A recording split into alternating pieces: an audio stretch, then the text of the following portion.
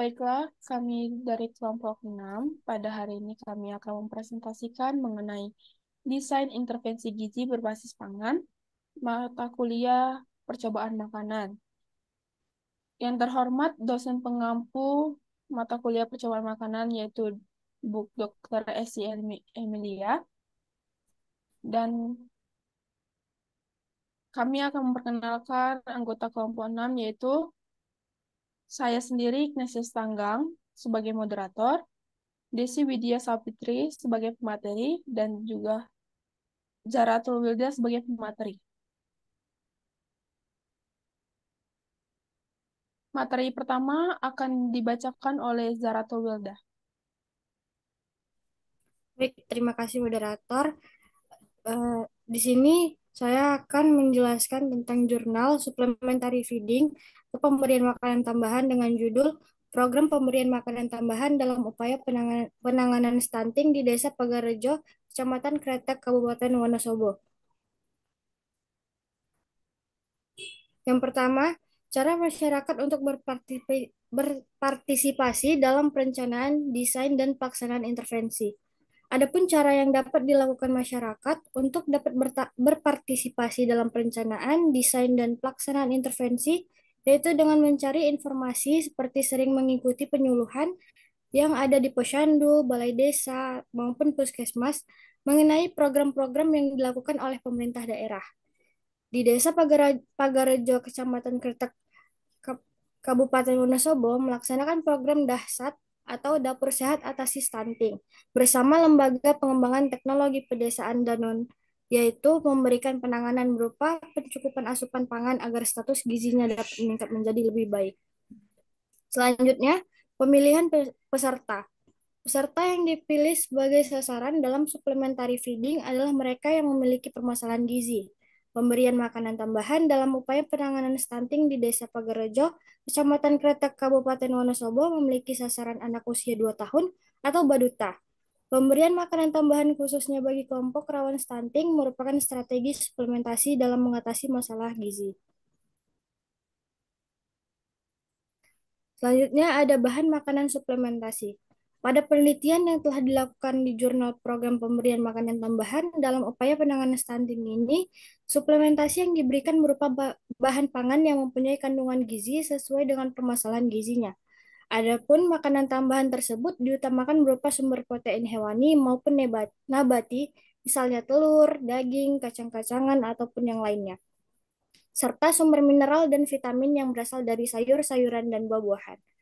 Pemberian makanan tambahan dilaksanakan dan dibantu oleh mahasiswa KPM dengan ikut mengolah bahan makanan untuk baduta yang terindikasi stunting. Ukuran suplemen. Dalam pelaksanaan kegiatan PMT di jurnal sebelum memberikan PMT kepada target sasaran, dilakukan pengukuran terlebih dahulu dengan melakukan penimbangan dan pengukuran agar dapat ditentukan jumlah ukuran yang akan diberikan. Adapun jadwal pelaksanaan program dalam jurnal program pemberian makanan tambahan dalam upaya penanganan stunting di Desa Pagaraja, Kecamatan Kretek, Kabupaten Wonosobo, waktu yang digunakan untuk melaksanakan program PMT ini dilaksanakan selama 40 hari dengan uraian kegiatan, melakukan perencanaan program, observasi awal dan analisis kebutuhan, pencarian dan pengumpulan data, pelaksanaan penyuluhan, pelaksanaan monitoring, dan evaluasi program. Hal ini dilaksanakan dengan perencanaan dan penyusunan jadwal yang terstruktur. Pengabdian dilaksanakan sejak tanggal 13 Agustus 2022 sampai 21 September 2022. Jadwal pelaksanaan program ini juga menyesuaikan dengan mahasiswa yang melaksanakan KPM MBKMBR atau Kuliah Pengabdian Masyarakat Merdeka Belajar Kampus Merdeka berbasis riset. Lokasi distribusi dalam kegiatan yang dilakukan terhadap pemberian makanan tambahan lokasi yang dilakukan untuk pelaksanaan pemberian PMT stunting yang dilaksanakan oleh mahasiswa KPM ini setiap hari selama 40 hari dengan mendatangi rumah-rumah yang terdapat baduta terindikasi stunting.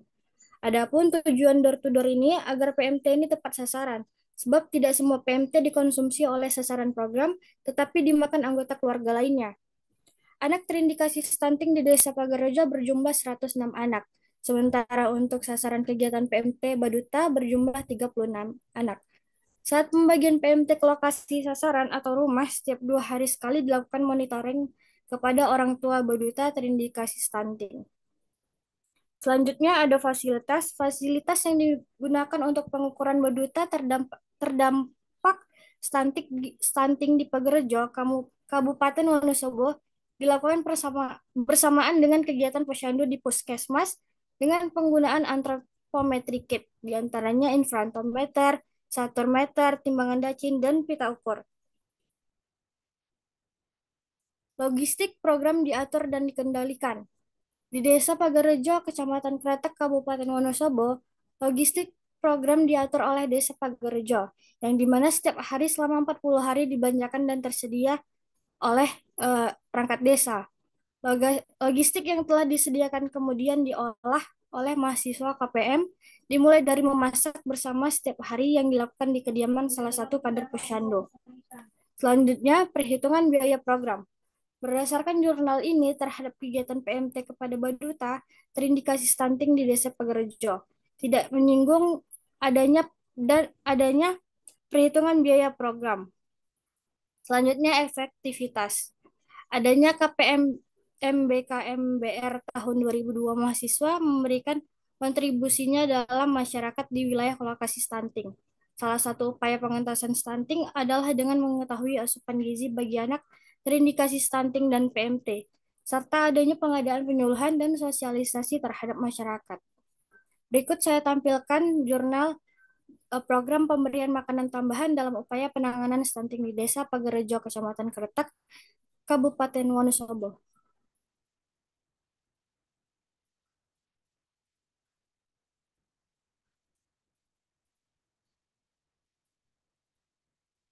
Baik, selanjutnya akan dilanjutkan oleh teman saya. Baik, selanjutnya yaitu formula makanan. Di sini saya mengambil jurnal dari Jurnal Gizi Aceh yang berjudul Formulasi Food Bar berbasis pangan lokal tinggi asam amino esensial untuk anak balita stunting. Kandungan gizi dari makanan yang diformulasikan, bahan pangan yang digunakan untuk formulasi juga memperhatikan bahwa bahan-bahan pangan tersebut mengandung asam amino esensial. Kandungan zat gizi pada bahan-bahan yang dipilih dihitung berdasarkan nilai-nilai pada tabel komposisi pangan Indonesia.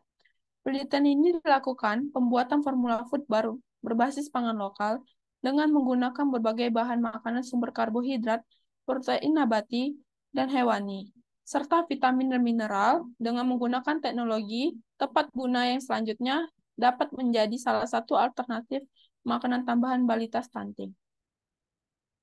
Hasil analisis laboratorium menunjukkan bahwa food bar ini memiliki kandungan zat gizi dalam 100 gram, yaitu energi 470,77 kilokalori, protein 15,7%, lemak 24,13%, karbohidrat 47,7%, kadar abunya 2,14%, dan kadar airnya 10,33%. Bahan baku yang direkomendasikan. Pada penelitian yang telah dilakukan di jurnal pembuatan formula berbasis bahan lokal, dengan menggunakan berbagai bahan makanan, sumber karbohidrat, protein nabati, dan hewani, serta vitamin dan mineral dengan menggunakan teknologi tepat, guna yang selanjutnya dapat menjadi salah satu alternatif makanan tambahan balita stunting. Pangan lokal yang akan digunakan adalah ubi jalar, kacang merah, tempe, ikan tuna, ikan tenggiri, labu kuning, dan juga wortel. Kacang merah, tempe, ikan tuna, dan ikan tenggiri merupakan bahan makanan yang mengandung tinggi protein, sehingga produk yang akan dihasilkan akan menjadi suatu pangan alternatif bagi anak balita stunting untuk dapat membantu memenuhi kebutuhan zat gizi. Bentuk makanan yang diformulasikan. Produk pangan yang biasa dikembangkan yaitu berupa pemberian makanan tambahan atau PMT kepada balita secara signifikan berpengaruh terhadap perbaikan status gizi. Produk pangan yang biasa dikembangkan dalam meningkatkan status gizi balita stunting biasanya berupa biskuit atau cookies. Namun, perlu adanya pembaharuan dan modifikasi dalam pengembangan produk pangan yang kaya asam amino untuk memperbaiki status gizi balita stunting. Salah satu pengembangan produk dalam mengatasi stunting adalah food bar. Food bar merupakan makanan yang sangat digemari oleh anak-anak, khususnya balita. Pemilihan bentuk formulasi makanan dalam bentuk food bar dikarenakan studi sebelumnya menunjukkan bahwa food bar memiliki keunggulan praktis, tahan lama, serta dapat dikemas dengan nilai gizi yang tinggi.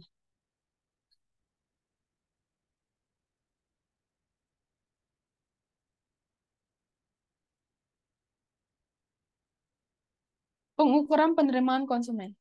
Dalam pengujian pengukuran penerimaan konsumen untuk formula food bar berbasis pangan lokal menggunakan uji organoleptik. Pengujian sifat organoleptik food bar berbasis pangan lokal dan mengandung asam amino esensial untuk anak balita stunting dilakukan 2 tahap yang terdiri atas panelis semi terlatih dengan jumlah 26 orang. Persentase penerimaan panelis terhadap produk dihitung berdasarkan jumlah panelis yang memberikan penilaian skala, yaitu 4 biasa, 6 suka, dan 7 sangat suka. Dan didapatkan hasil karakteristik tepung ikan tuna yang lebih gelap, kurang disukai dibanding karakteristik tepung ikan tenggiri yang lebih putih. Daging ikan tuna lebih berwarna merah gelap karena kandungan mioglobin yang sangat tinggi dibandingkan dengan ikan tenggiri. Berdasarkan atribut rasa menunjukkan bahwa panelis lebih suka food bar yang menggunakan tepung ikan tenggiri. Berdasarkan tekstur panelis cenderung menyukai tekstur food bar yang ditambahkan pada ikan tenggiri dibandingkan ikan tuna. Penambahan tepung tidak akan mempengaruhi terhadap tekstur pada food bar dan masih tetap disukai oleh panelis. Cara makanan formulasi didistribusi. Makanan formulasi yaitu food bar berbasis pangan lokal didistribusikan secara langsung, yaitu dilakukan antar produsen dengan konsumen secara langsung. Para peneliti melakukan proses pembuatan food bar berbasis pangan lokal dengan prinsip pembuatan tepung, pencampuran, pencetakan dalam loyang, pemanggangan, pendinginan pada suhu ruang, pemotongan, sehingga menjadi food bar berbasis pangan lokal dan mengandung asam amino esensial untuk anak balita stunting. Formulasi food bar berbasis pangan lokal dipromosikan secara langsung pada saat dilakukannya penelitian, di mana para peneliti tidak hanya mempromosikan produk yang sudah jadi, tetapi juga mempromosikan formula bahan pangan lokal yang dapat dijadikan food bar dengan harga terjangkau dan mudah diperoleh dengan mempertimbangkan daya beli masyarakat, serta mengandung zat-zat gizi yang dibutuhkan oleh tubuh, terutama mengandung asam amino esensial. Pengukuran biaya dan efektivitas. Pengukuran biaya dalam proses pembuatan food berbasis pangan lokal tergantung pada pelakuan masing-masing, di mana perbedaan biaya dari masing-masing pelakuan terjadi karena adanya variasi dari jumlah bahan-bahan yang digunakan pada setiap pelakuan, namun biaya yang digunakan dengan harga yang terjangkau. Dan efektivitas pada penelitian yang telah dilakukan, yaitu formulasi food berdasarkan bahan pangan lokal, sangat berpotensi untuk dikembangkan sebagai alternatif makanan tambahan untuk anak balita stunting.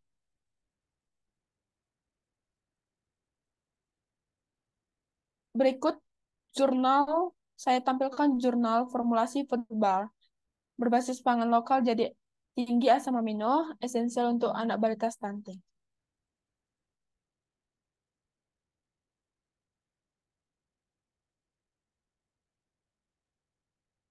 Selanjutnya akan dibacakan oleh Desi. Selanjutnya yaitu fortifikasi makanan. Dari Jurnal Ilmiah Mahasiswa Pertanian oleh Hernida Nurismi pada tahun 2023. Studi literatur efektivitas penambahan zat besi atau WFE sebagai fortifikan pada beras untuk mengatasi anemia. Cara mengidentifikasi kebutuhan gizi. Umumnya, anemia disebabkan oleh kekurangan zat besi. Anemia defisiensi besi memiliki 3 penyebab, termasuk asupan dan penyerapan zat besi yang buruk. Kehilangan darah kronis pada masa pubertas, kebutuhan zat gizi untuk pembentukan sel darah merah meningkat. Anemia juga dapat disebabkan oleh faktor lain seperti menstruasi, kebiasaan sarapan, status gizi, pertumbuhan ibu, serta adanya protein dan inhibitor yang tidak diperlukan, terutama oksalat dan tanin. Anemia adalah penyakit di mana kadar hemoglobin di bawah normal.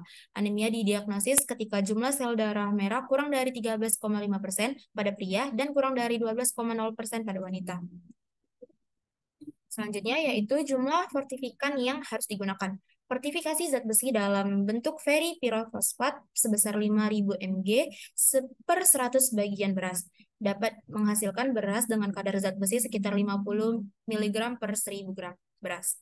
Jumlah zat besi yang disarankan adalah 20 mg untuk usia 10-12 tahun, 26 mg untuk usia 13-49 tahun, dan 12 mg untuk usia 50-65 tahun, serta 800 hingga 1040 mg untuk ibu hamil. Fortifikan zat besi yang sering ditambahkan ke dalam beras seperti besi fumarat, ferripirofosfat, dan besi ferrobisglycinate. Ferripirofosfat dapat menjadi alternatif fortifikan zat besi dalam bentuk butiran premix yang terbuat dari campuran tepung beras untuk meminimalisir kehilangan zat besi pada saat proses pemasakan. Nah, selanjutnya yaitu faktor yang harus dipertimbangkan dalam memilih bahan pangan pembawa untuk fortifikan. Beras merupakan makanan pokok bagi sebagian besar penduduk Indonesia. Salah satu faktor yang harus dipertimbangkan dalam memilih bahan pangan pembawa fortifikan yaitu pangan yang sering dikonsumsi oleh masyarakat, dan beras adalah pilihan yang tepat. Penambahan zat besi sebagai fortifikan pada beras untuk mengatasi anemia dinilai cukup efektif karena beras merupakan makanan pokok bagi sebagian besar masyarakat Indonesia, yang artinya hampir setiap hari dikonsumsi oleh masyarakat Indonesia. Dari segi kalori, beras merupakan sumber energi yang baik, yaitu 360 kilokalori per 100 gramnya. Namun, 100 gram beras hanya mengandung 1 mg zat besi dan 0,63 mg zat seng. Sebagai sumber makanan pokok, fortifikasi zat besi pada beras bertujuan untuk mengatasi dan mengurangi prevalensi anemia. Selanjutnya yaitu alternatif fortifikan yang harus dipertimbangkan. Alternatif fortifikan zat besi yang dapat dilakukan adalah dengan menambahkan fortifikan berbentuk butiran premix yang terbuat dari campuran tepung beras dan ferripirofosfat atau Na2H2P2O2 O7 untuk meminimalisir kehilangan zat besi pada saat proses pemasakan.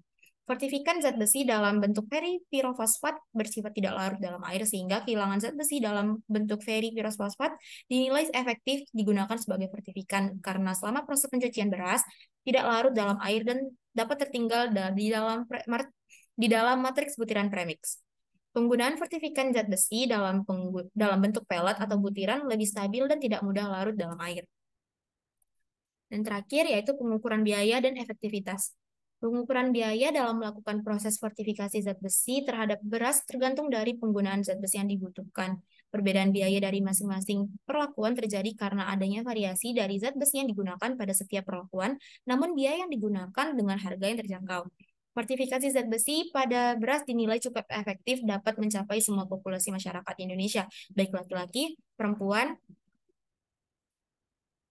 baik laki-laki dan perempuan, serta kelompok yang rentan terkena anemia seperti ibu hamil, anak-anak, dan remaja putri. Kebutuhan zat besi harian adalah 22 mg. Fortifikan zat besi yang sering ditambahkan ke dalam beras seperti besi fumarat, ferripirofosfat, dan besi ferrobisglycinate. Ferripirofosfat dapat menjadi alternatif fortifikan zat besi dalam bentuk butiran premix yang terbuat dari campuran tepung beras untuk meminimalisir kehilangan zat besi pada saat proses pemasakan. Berikut saya lampirkan Jurnal Studi Literatur Efektivitas Penambahan Zat Besi sebagai fortifikan pada beras untuk mengatasi anemia.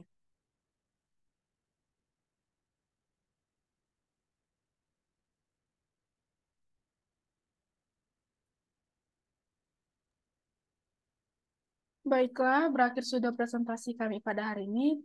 Terima kasih.